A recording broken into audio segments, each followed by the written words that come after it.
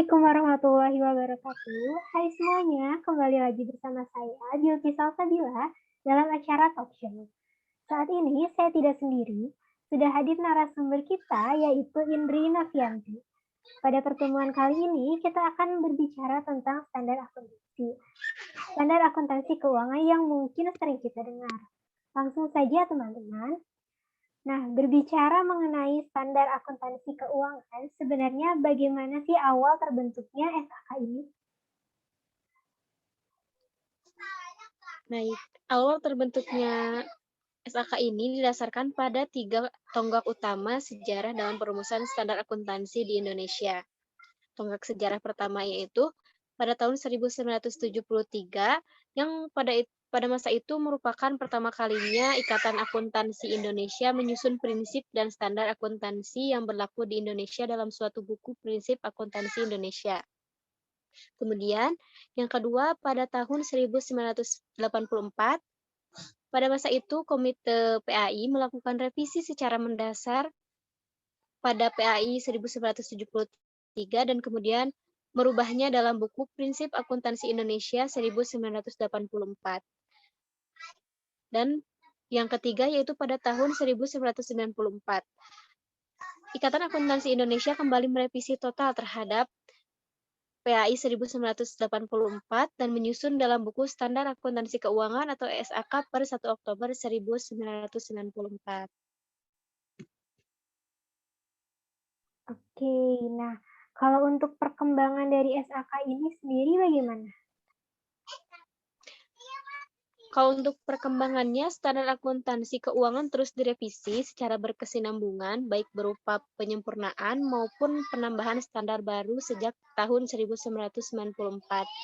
Proses revisi ini telah dilakukan sebanyak 6 kali, yaitu pada tanggal 1 Oktober 1995, 1 Juni 1996, 1 Juni 1999, 1 April 2002, 1 Oktober 2004, dan 1 September 2007. Wah, sudah sekitar 49 tahun yang lalu berarti ya. Sudah cukup lama ternyata.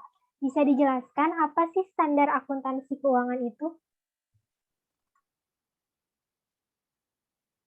Oke, standar akuntansi keuangan atau biasa disebut pernyataan standar akuntansi keuangan itu mengacu pada teori-teori yang berlaku dan memberikan tafsiran pada penalaran yang telah mendalam dalam hal praktek, terutama dalam pembuatan laporan keuangan.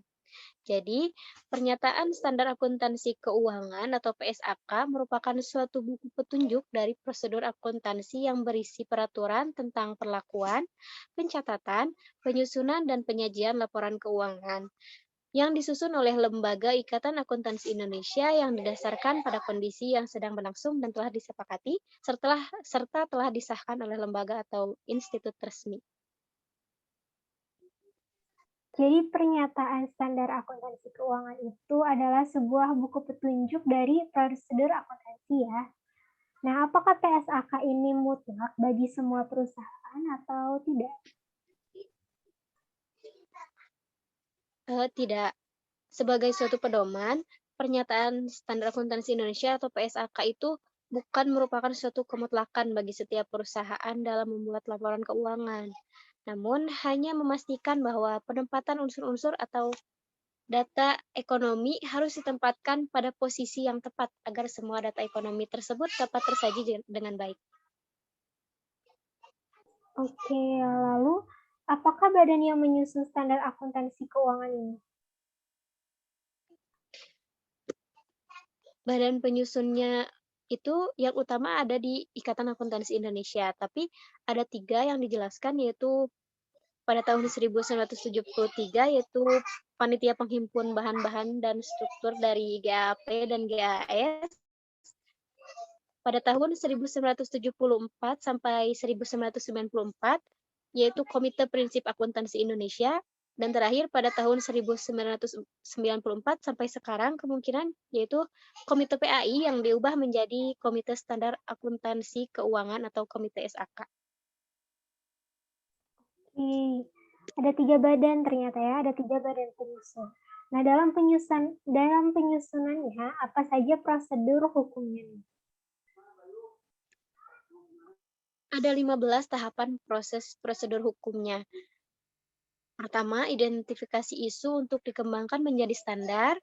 Kedua, konsultasi isu dengan DKSAK. Ketiga, membentuk tim kecil dalam DSAK. Keempat, melakukan riset terbatas. Kelima, melakukan penulisan awal draft. Keenam, pembahasan dalam komite khusus pengembangan standar yang dibentuk DSAK. Ketujuh, pembahasan dalam DSAK. Delapan, penyampaian exposure draft kepada DKSAK untuk meminta pendapat dan pertimbangan dampak penerapan standar. 9, peluncuran draft sebagai exposure draft dan pendistribusiannya. Ke-10, public hearing. Ke-11, pembahasan tanggapan atas exposure draft dan masukan public hearing. 12, limited hearing.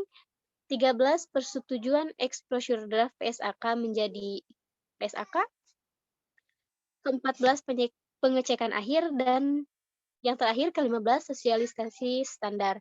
Tapi, dalam interpretasi penyusunan SAK, panduan implementasi SAK dan buletin teknisnya tidak wajib diikuti semua tahapan.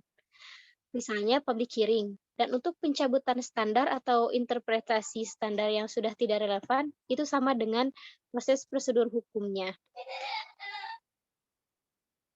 Oke, pertanyaan selanjutnya nih. Apakah SAK ini semuanya berbasis IFRS?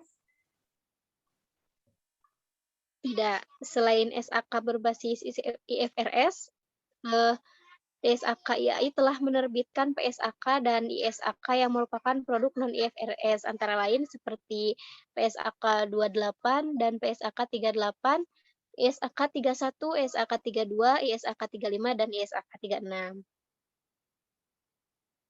Oke, ternyata tidak semua SAK ini berbasis IFRS ya.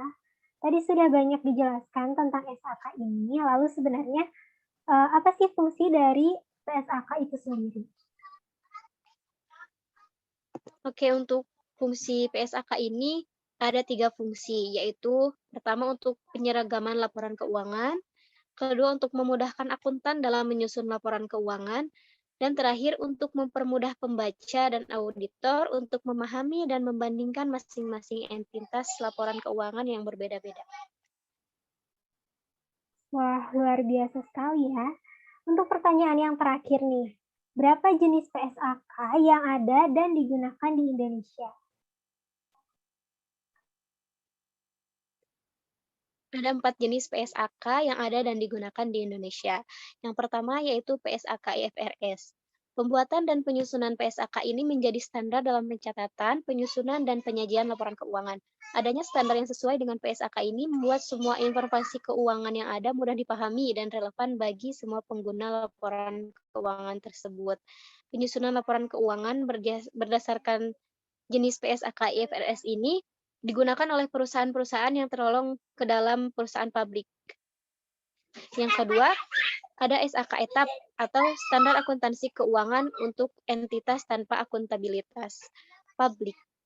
Standar ini dipakai oleh entitas yang tidak memiliki akuntabilitas publik yang signifikan, sehingga entitas yang dimaksud itu menerbitkan laporan keuangan untuk tujuan umum bagi penggunaan eksternal. Yang ketiga yaitu PSAK Syariah. Penggunaan laporan keuangan yang menggunakan PSAK Syariah ini umumnya dilakukan oleh suatu badan usaha yang memiliki konsep syariah dalam penyelenggaraan usahanya. Penyusunan PSAK Syariah sendiri dilakukan oleh Dewan Akuntansi Keuangan Syariah yang mengacu pada fatwa dari Majelis Ulama Indonesia. Dan yang terakhir yaitu standar akuntansi pemerintah. Standar akuntansi pemerintah ini digunakan oleh instansi pemerintah dalam menyusun laporan keuangannya, tidak terkecuali instansi pusat maupun daerah. Semuanya menggunakan standar akuntansi pemerintah dalam penyusunan laporan keuangannya.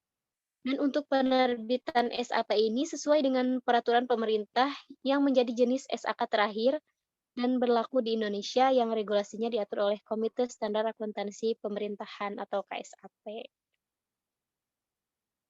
Oke, terima kasih kepada Indri atas waktunya dan telah menyempatkan diri datang juga juga berbagi ilmu tentang standar akuntansi keuangan di acara ini. Teman-teman semua, banyak sekali pengetahuan yang kita dapatkan kali ini. dari mulai sejarah SAK, pengertian, fungsi, jenis, SAK, dan lainnya. Baiklah, sampai sini saja kebersamaan kita kali ini. Sampai bertemu kembali di lain waktu. Sampai jumpa semuanya. Assalamualaikum warahmatullahi wabarakatuh.